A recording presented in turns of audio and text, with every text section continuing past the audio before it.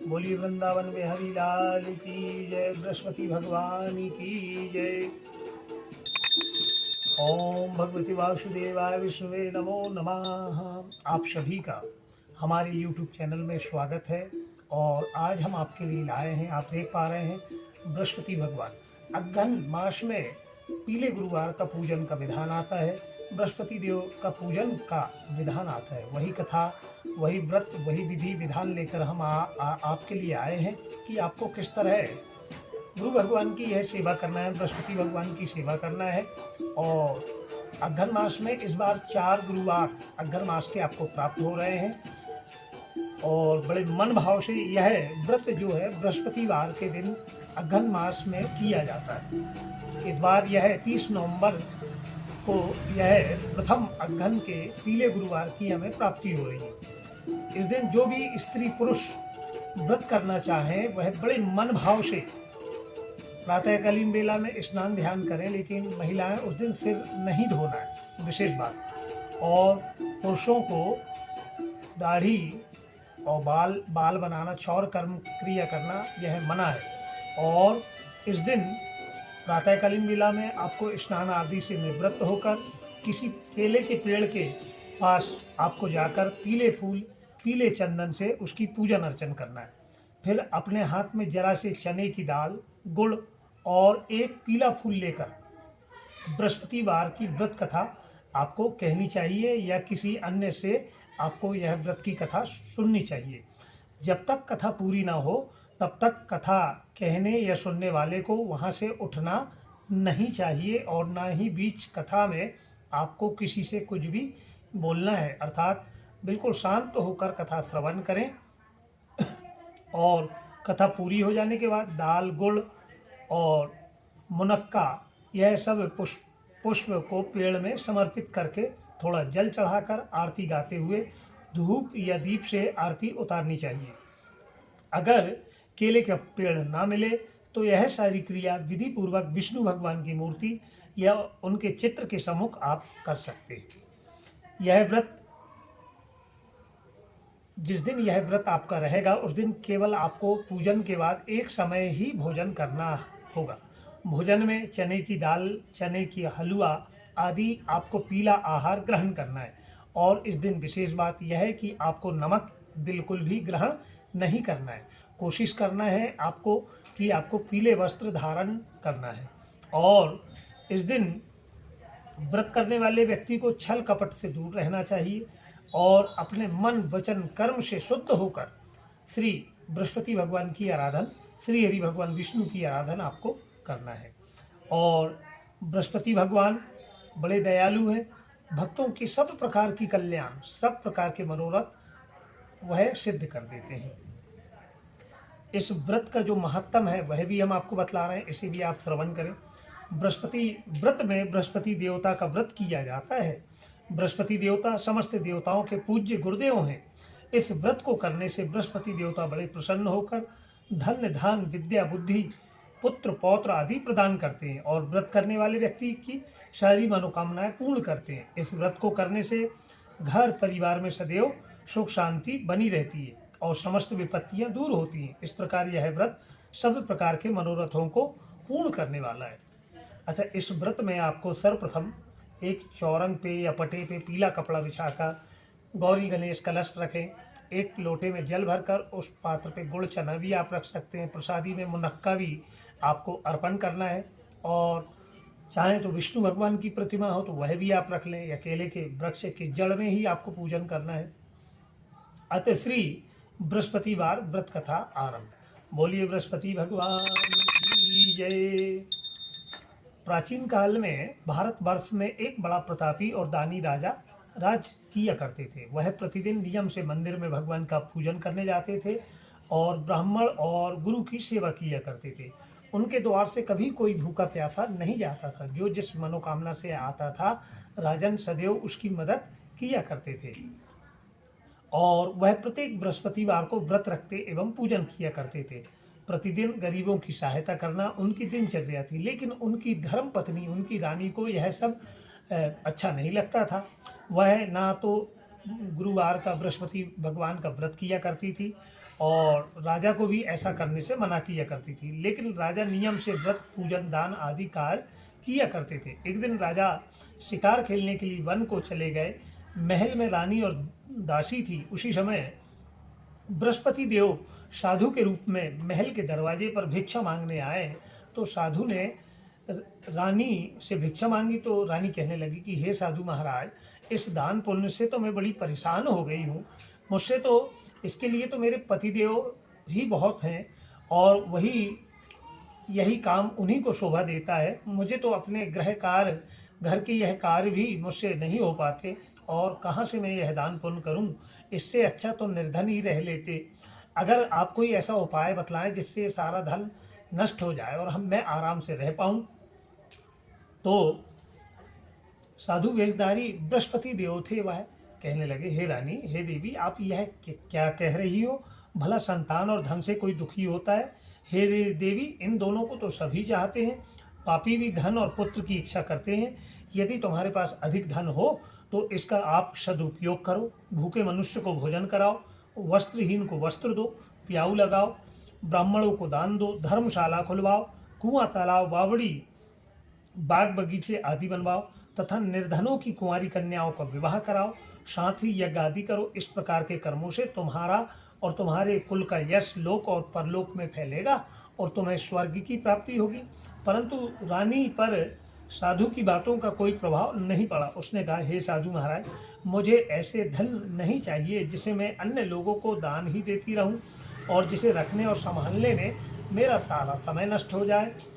तो साधु ने कहा, हे देवी, अगर तुम्हारी यही इच्छा है तो मैं जैसा बताता हूँ तुम वैसा ही अवश्य करना और निश्चित ही हमारे बताए गए अनुसार अगर तुम वह कार्य करोगी तो तुम जो चाहती हो तुम्हारी वह मनोकामना सिद्ध होगी। बृहस्पतिवार के दिन घर को गाय के गोबर से लीपना, अपने केशों को धोना और स्नान करना। राजा उस दिन हजामत कराएं, मांस मदिरा का सेवन करना और कपड़े धोबी के यहाँ धुलने डालना। इस प्रकार 7 बृहस्पतिवार तक करने से तुम्हारा सारा धन नष्ट हो जाएगा। यह कहकर साधु महाराज रूपी बृहस्पति देव वहाँ से चले गए। साधु ने जैसा कहा था, रानी ने 7 बृहस्पतिवार तक वैसा ही करने का निश्चय किया। साधु के कहे अनुसार कार्य करते हुए अभी केवल 3 बृहस्पतिवार ही बीते थे कि बृहस्पति देव के कोप से उनकी सारी धन संपदा नष्ट हो गई। अब तो भोजन के लिए दोनों तरसने लगे तथा सांसारिक भोगों से दुखी रहने लगे। तब राजा ने अपनी रानी से कहा कि हे रानी, तुम यहाँ रहो, मैं परदेश जाता हूँ। यहाँ पर मुझे सभी मनुष्य जानते, इसीलिए मैं यहाँ पर कोई ऐसा कार्य नहीं कर सकता। देश चोरी परदेश भीख के बराबर है। यह कहकर राजा परदेश को चला गया। वहाँ उसे और कोई काम ना मिला तो वह जंगल से लकड़ी काट कर लाता और शहर में ले जाकर बेचने लगा। इस प्रकार वह अपना जीवन व्यतीत करने लगा। इधर राजा के बिना रानी और दासी दुखी रहने लगी। उन्हें किसी दिन भोजन मिलता और किसी दिन वह केवल जल पीकर रह जाती। एक बार रानी और दासी को 7 दिन तक भोजन नहीं मिला तो रानी ने अपनी दासी से कहा, यहाँ पास ही के नगर में मेरी बहन रहती है, वह बहुत ही धनवान है। तुम उसके पास जाओ और उससे 5 सेर बेझर मांग लो, जिससे हमारा कुछ दिन का गुजर बसर हो जाएगा। और दासी रानी की बहन के यहाँ जा पहुँची। उस दिन बृहस्पतिवार था। रानी की बहन उस समय बृहस्पति देव का पूजन कर रही होती है। दासी ने रानी की बहन से कहा, हे रानी, मुझे आपकी बहन ने भेजा है, मुझे 5 सेर आप बेधर दे दें। दासी ने कई बार कहा, परंतु रानी की बहन ने कोई उत्तर नहीं दिया, क्योंकि वह उस समय बृहस्पतिवार की व्रत की कथा श्रवण कर रही थी। जब रानी की बहन ने दासी से कोई उत्तर दासी को नहीं मिला तो दासी को बड़ा क्रोध आया और बड़ी दुखी होकर वह लौटकर आ गई। लौटकर उसने अपनी रानी से कहा, हे रानी, आपकी बहन तो बहुत ही घमंडी है, वह छोटों लोगों से बात भी नहीं करती। मैंने कितनी बार उससे कहा लेकिन वह बैठी रही और उसने कुछ भी मुझे जवाब नहीं दिया। इस पर रानी कहने लगी, इसमें उसका कोई दोष नहीं है।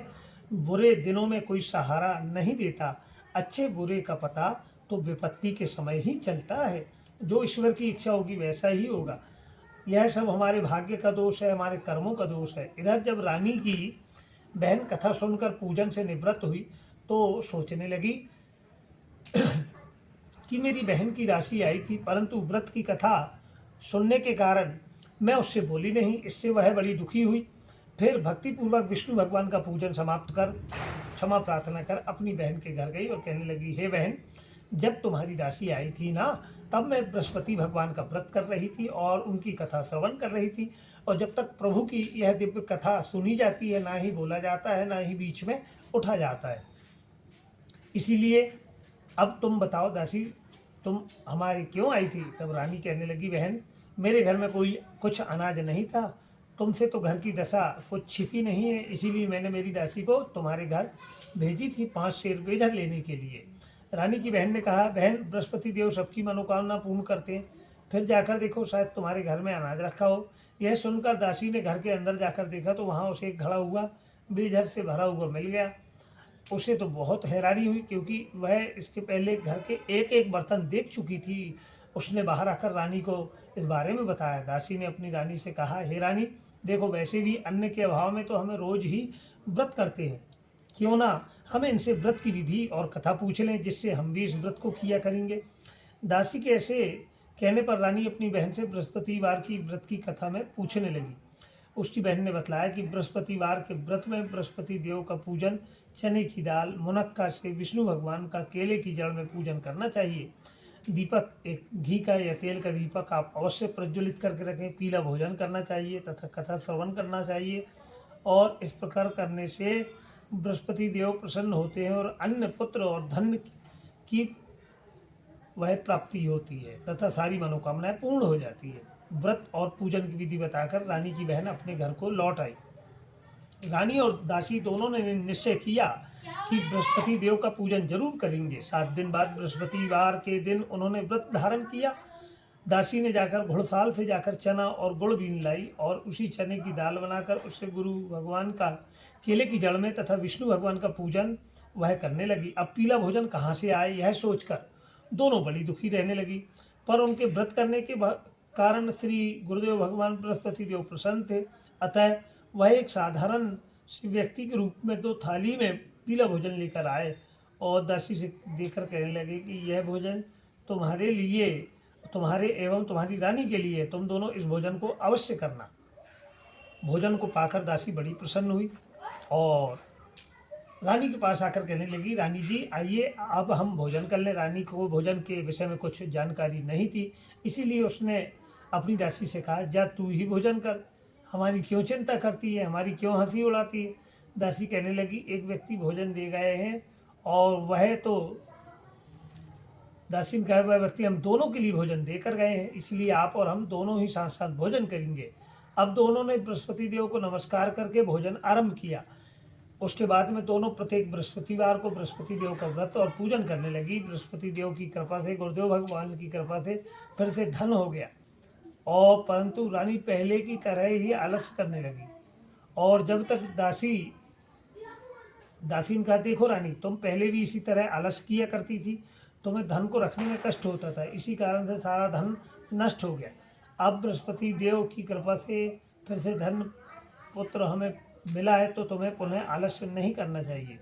बड़ी कठिनाई के बाद हमने यह धन पाया, इसीलिए हमें अब दान पुण्य करना चाहिए। भूखे मनुष्य को भोजन कराएं तथा प्याऊ लगाएं, ब्राह्मणों को, दीनहीन को दान दें, कुआं, तालाब, बावड़ी आदि का निर्माण कराना चाहिए, मंदिर, पाठशाला बनवानी चाहिए, निर्धनों की कुंवारी कन्याओं का विवाह करवाना चाहिए और धन को शुभ कार्यों में खर्च करना चाहिए, जिससे तुम्हारे कुल का यश बढ़ेगा और तुम्हें स्वर्ग की प्राप्ति होगी, और तुम्हारे जो पूर्वज हैं, पितृ, वह भी प्रसन्न हो जाएंगे। दासी की बात मानकर रानी इस प्रकार सत्कार करने लगी।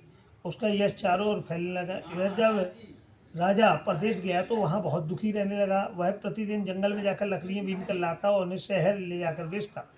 इसी प्रकार वह अपने दुखी जीवन को बड़ी कठिनाई से व्यतीत कर रहा था कि बृहस्पति देव एक साधु के रूप में आए और राजा के पास आकर कहने लगे कि हे लकड़हारे, तुम इस सुनसान जंगल में किस चिंता में खोए बैठे हो, मुझे बताओ। यह सुनकर राजा की आंखों में आंसू भर आए और वह साधु महाराज को प्रणाम करके कहने लगे कि हे प्रभु, आप तो सब जानते हैं।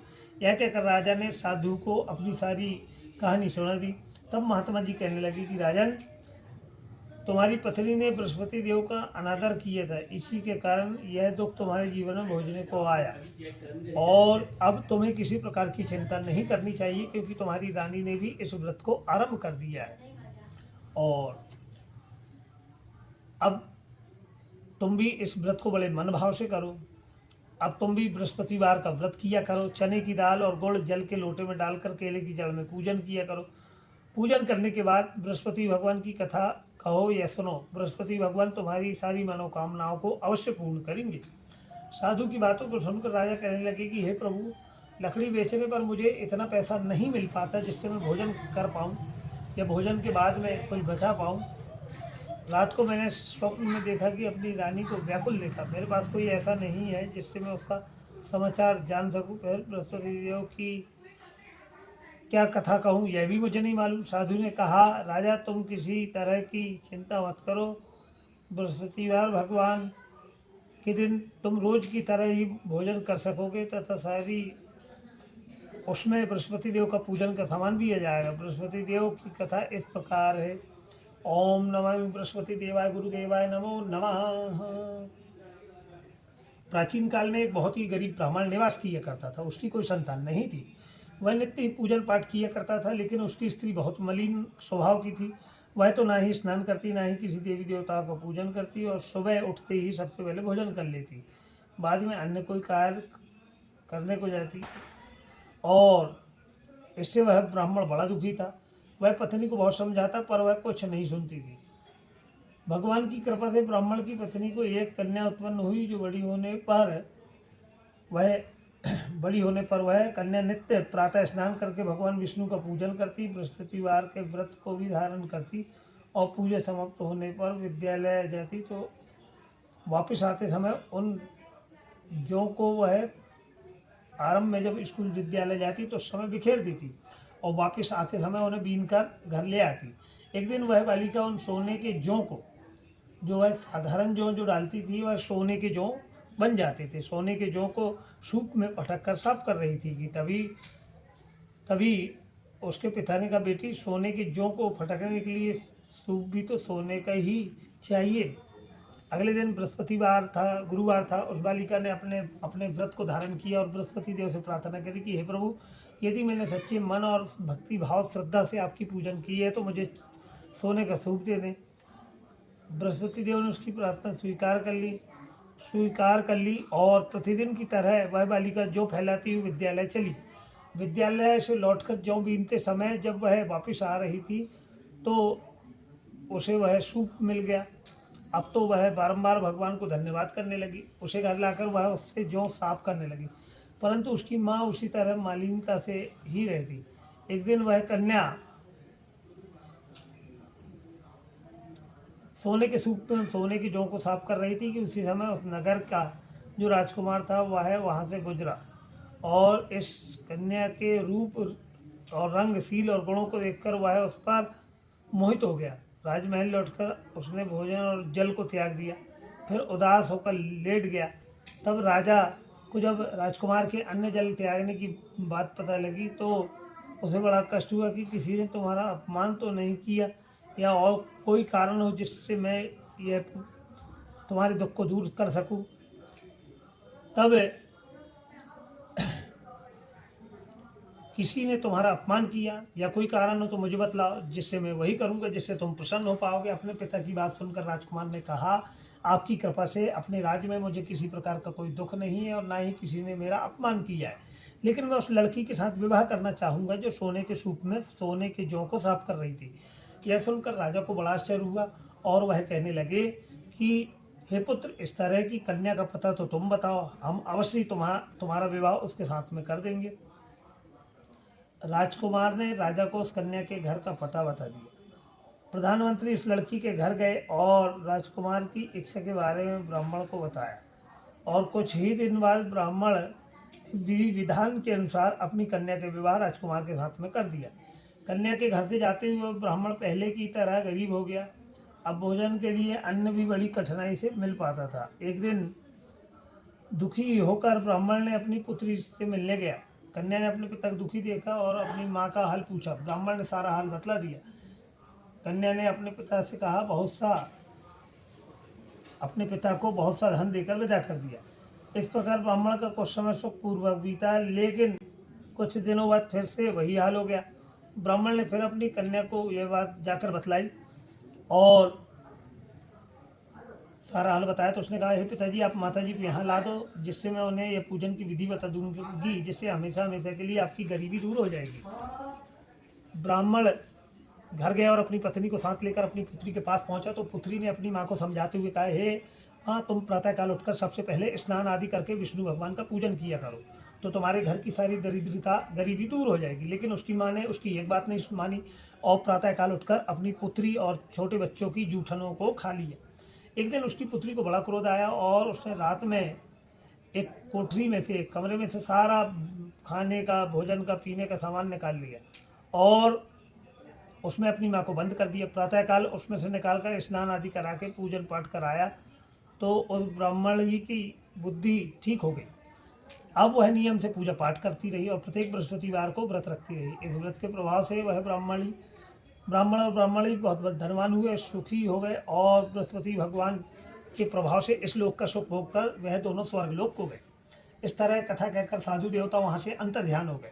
धीरे धीरे समय बीतने पर बृहस्पतिवार का दिन आया। राजा जंगल से लकड़ी काटकर उन्हें शहर में बेचने गए। उस दिन उसे बाकी दिनों से अधिक धन प्राप्त हुआ और राजा ने चना, गुड़ आदि लाकर बृहस्पति देव भगवान का व्रत किया। इस व्रत से उसके सारे क्लेश दूर हो गए। पर अगले बृहस्पतिवार को वह व्रत करना भूल गया। इस वजह से बृहस्पति देव भगवान रुष्ट हो गए, नाराज हो गए और उस दिन उस नगर की राजा ने एक बड़ा विशाल यज्ञ किया। उसने पूरे राज्य में घोषणा करा दी थी कि कोई भी व्यक्ति अपने घर पर भोजन ना करे, ना ही बनाए, ना ही सभी लोग मेरे घर आकर भोजन करेंगे, ना ही आग जलाएंगे। जो इस आज्ञा का पालन नहीं करेगा उसे फांसी की सजा दी जाएगी। राजा के आदेश अनुसार राज्य के सभी निवासी राजा के यहाँ जाकर भोज में सम्मिलित हो गए, लेकिन लकड़हारा धोबी थोड़ी देर से पहुंचे, इसलिए राजा उन्हें अपने साथ महल में लेकर चले गए। तब राजा महल में लकड़हारे को भोजन करा रहे थे कि रानी की दृष्टि उस खूंटी पर गई जिस पर उनका हार लटका हुआ था। वहाँ उसे हार दिखाई नहीं दिया तो रानी ने कहा कि अवश्य इस लकड़हारे ने तो मेरा हार को चुरा लिया है। उसने उसी समय सैनिक को बुलवाकर उस लकड़हारे को बंदी गृह में डलवा दिया। जब तक लकड़हारा बंदी गृह में गया तो दुखी होकर सोचने लगा कि न जाने किस जन्म के मैंने पाप किए जो कि मुझे यह दुख मिला, और उसी साधु को याद करके रोने लगा जो उसे जंगल में मिला था। उसी समय बृहस्पति भगवान वहाँ आ गए, साधु के रूप में प्रकट हो गए और उसकी दशा को देखकर कहने लगे, हे राजन, तूने बृहस्पति देव का व्रत नहीं किया, इसीलिए तुझे दुख मिला। अब तू चिंता मत कर, अगले बृहस्पतिवार को यह व्रत और पूजन अवश्य करना, तो तेरे सारे कष्टों से तुझे मुक्ति मिल जाएगी। और अगले बृहस्पतिवार के दिन उसने बंदी गृह के द्वार पर 4 पैसे पड़े मिले। राजा ने पूजा का सामान मंगवाया, लौंग और कथा कहकर प्रसाद बांटा। उसी रात बृहस्पति देव ने उस नगर के राजा को स्वप्न में कहा, हे राजन, तूने जिस व्यक्ति को बंदी गृह में बंद करके रखा वह तो निर्दोष है, वह एक अन्य नगर का राजा, उसे छोड़ दे। रानी का हार उसी खूंटी में टंगा हुआ है, अगर तू उसे नहीं छोड़ेगा तो मैं तेरे राज्य को नष्ट कर दूंगा। प्रातःकाल उठकर राजा ने खूंटी पर टंगा हुआ हार देखा और उसने लकड़हारे को बुलवाकर क्षमा प्रार्थना मांगी और राजा के योग्य सुंदर वस्त्र आभूषण देकर उसे विदा किया। एक दिन रानी और दासी सोचने लगी कि न जाने राजा कहाँ किस हाल में होंगे और उनका कुछ पता भी नहीं चला। उन्होंने बृहस्पति देव से प्रार्थना करी कि हे भगवान, रात में राजा को स्वप्न में दर्शन देकर कहा कि हे राजा, उठ, तेरी रानी तुझे याद करती है, अब तू अपने देश को चल। और राजा प्रातःकाल उठकर सोचने लगे कि स्त्री जाति तो खाने और पहनने की होती है, पर भगवान की आज्ञा को मानकर अपने नगर की ओर वह चल पड़े। राजा जब नगर के पास पहुंचे तो उन्हें बड़ा आश्चर्य हुआ कि नगर में पहले से भी अधिक कुआं, बाग, बावली थे और कुएं, बहुत सी बावली, धर्मशालाएं बन गई। उस मंदिर में आदि बने हुए। राजा ने पूछा कि बाग और धर्मशालाएं किसकी? तब नगर के सभी लोग कहने लगे कि यह तो सब रानी और दासी के हैं, इन्होंने ही बनवाया है। यह सुनकर राजा को आश्चर्य हुआ कि और गुस्सा भी आया। जब रानी ने कहा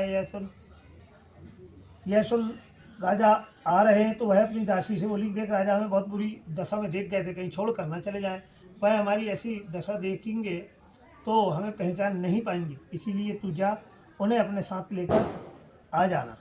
रानी के आदेश पर दासी दरवाजे से पर खड़ी हो गई। जब राजा आए तो उन्हें अपने साथ महल में लेवा लाए। जब राजा ने क्रोध में रानी से पूछा कि बताओ यह धन तुम्हें कैसे प्राप्त हुआ, तब रानी ने उनसे कहा कि यह सारा धन हमें बृहस्पति भगवान की कृपा से प्राप्त हुआ। अब तो राजा ने निश्चय कर लिया कि सभी लोग तो बृहस्पति भगवान का पूजन एक दिन किया करते हैं, लेकिन मैं प्रतिदिन भगवान की आराधना बड़े भक्ति भाव श्रद्धा भाव से अवश्य करूँगा। और राजा ने इस व्रत का संकल्प ले लिया और बड़े भक्ति भाव से वह अपने व्रत को करने लगा। एक दिन वह अपने दुपट्टे में चना और गुड़ की दाल को बांध रहा था। वह दिन में 3 बार कथा कहता है। एक दिन राजा ने सोचा क्यों ना अपनी बहन के यहाँ से आ जाऊँ घूमकर। यह सोचकर राजा घोड़े पर सवार होकर अपनी बहन के यहाँ चल दिए और मार्ग में उन्हें कुछ आदमी एक मुर्दे को लेकर जाते हुए दिखाई दिए। राजा ने उन्हें रोककर कहा, अरे भाइयों, मुझे बृहस्पति भगवान की व्रत की कथा कहनी है, तुम सुन लो। तब वह बोला, लो हमारा तो आदमी मर गया, इसे अपनी कथा की पड़ी है। लेकिन कुछ व्यक्ति ने कहा, अच्छा चलो हम भी तुम्हारी कथा अवश्य श्रवण कर लेंगे। तब राजा ने चने की दाल निकाली और कथा कहनी शुरू करी। कथा के आधे होते ही मुर्दा हिलने लगा और जैसी कथा समाप्त हुई वैसे ही राम राम कहकर वह मुर्दा उठकर खड़ा हो गया। राजा वहाँ से आगे बढ़े। चलते चलते शाम हो गई। आगे मार्ग में एक किसान खेत में हल चला रहा था। राजा ने उनसे कहा कि अरे भाइयों, मुझे भी मेरी है बृहस्पति भगवान की, तुम कथा श्रवण कर लो, भगवान की कथा सुन लो। किसान बोला कि जितनी देर में मैं तेरी एक कथा सुनूंगा, उतनी देर में 4 हरैया खेत की मैं जुताई कर लूँगा। तब जा अपनी कथा और किसी को सुनाना। राजा आगे चलने लगा तो राजा के वहाँ से जाते ही किसान के बैल पछाड़ खार कर गिर गए और किसान के पेट में बहुत दर्द तेज हो गया। अब तो उसी दौरान उसकी माँ बेटी की रोटी लेकर खेत पर आई। जब उसने अपने पुत्र की यह दुर्दशा देखी तो उसने सारा हाल पूछा। किसान ने सारी बातें बता दी। किसान की माँ दौड़ी दौड़ी राजा के पास गई और कहने लगी कि मैं तुम्हारी कथा सुनने को तैयार हूँ, कृपया कर आप मुझे मेरे खेत पर चलकर कथा सुनाएं। राजा ने लौटकर खेत पर जाकर कथा कही, जिससे सुनते ही बैल उठकर खड़ा हो गया और किसान के पेट में दर्द होना भी बंद हो गया। राजा अपनी बहन के घर पहुंचा। बहन ने भाई का बड़ा स्वागत किया। दूसरे दिन प्रातःकाल राजा जागा तो देखा कि सभी लोग भोजन कर रहे हैं। राजा ने अपनी बहन से पूछा कि हे बहन, ऐसा कोई व्यक्ति है जिसने भोजन नहीं किया और जो पहले मेरी बृहस्पति भगवान की कथा सुन ले, उसके बाद में फिर भोजन ग्रहण कर ले। बहन ने कहा, हे भैया, यहाँ के लोग पहले भोजन करते हैं और बाद में अन्य कोई काम करते हैं। फिर भी यदि कोई पड़ोस में होगा तो कोई ऐसा व्यक्ति जिसे मैं देख आती हूँ। यह कहकर बहन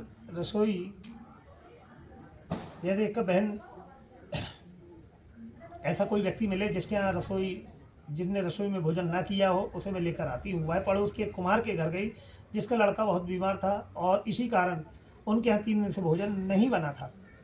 रानी ने उस कुमार से अपने भाई की कथा सुनने को कहा तो वह तैयार हो गया। अब राजा ने उसके घर जाकर बृहस्पति देव की कथा कही, जिसके सुनकर उसका लड़का ठीक हो गया। अब तो सभी लोग राजा की प्रशंसा करने लगे। एक दिन राजा अपनी बहन से कहने लगे कि हे बहन, अब हम अपने घर को चलते हैं, तुम भी तैयार हो जाओ। राजा की बहन ने अपनी सास से कहा, अपने भाइयों के साथ जाने की अनुमति मांगी तो सास ने कहा, चली जा, पर अपने बच्चों को लेकर मत जाना, क्योंकि तेरे भाई की कोई संतान नहीं है। बहन ने अपने भाई से कहा कि हे भैया, मैं तो चलूँगी लेकिन कोई बच्चा नहीं जाएगा। तो राजा कहने लगा, जब कोई बच्चा ही नहीं जाएगा तो तुम जाकर क्या करोगी।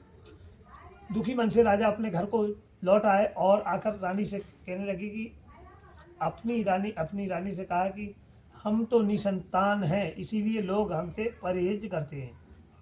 और वह भोजन आदि किए बिना ही सैया पर लेट गया।